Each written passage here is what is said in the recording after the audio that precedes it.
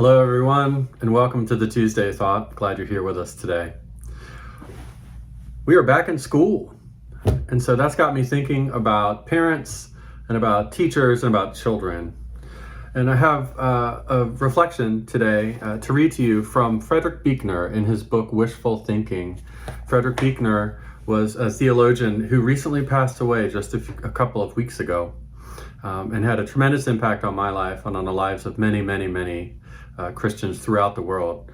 So I do encourage you, if you're looking for a nice devotional, Wishful Thinking is one of them by him. And so with coming back to school or coming back to a program or just simply beginning again in the fall, there usually comes a lot of anxiety, a lot of stress. Anybody notice a little stress with the kids going back to school or the grandkids going back to school? And everybody seems to be excited, nervous, and very anxious. And one thing I would offer for our parents is that the greatest thing that you can do for your kids is to be calm and manage your own anxiety and your own stress levels. That will do wonders for your kids, and everything is going to be okay. I promise you, everything is going to be okay. Their life and death does not hinge on the first day of school or the first week of school. But I've been thinking about parents and children, so I want to read to you first what Frederick Buechner has to say about parents. He says this: "Honor your father and your mother," says the fifth commandment in Exodus. "Honor them for having taken care of you before you were old enough to take care of yourself. Honor them for the sacrifices they made on your behalf, including the ones you would have kept them from making if you'd had the chance. Honor them for having loved you. But how do you honor them when well-intentioned as they may have been? They made terrible mistakes with you that have shadowed your life ever since. How do you honor them when, far from loving you or taking care of you, they literally or otherwise abandoned you? How do you honor them when physical or emotional abuse occurred? The answer seems to be that you are to honor them even so.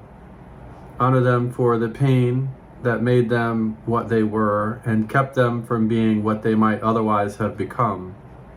Honor them because there were times when, even at their worst, they were doing the best they knew how to do. Honor them for the roles they were appointed to play, father and mother, because even when they played them abominably or didn't play them at all, the roles themselves are holy the way priesthood is holy, even when the priest is a scoundrel. Honor them because, however unthinkingly or irresponsibly, they gave you your life." And now for children. This is beautiful. When the disciples, over earnest as ever, asked Jesus who was the greatest in the kingdom of heaven, Jesus pulled a child out of the crowd and said, "The greatest in the kingdom of heaven were people like this." That's from Matthew 18.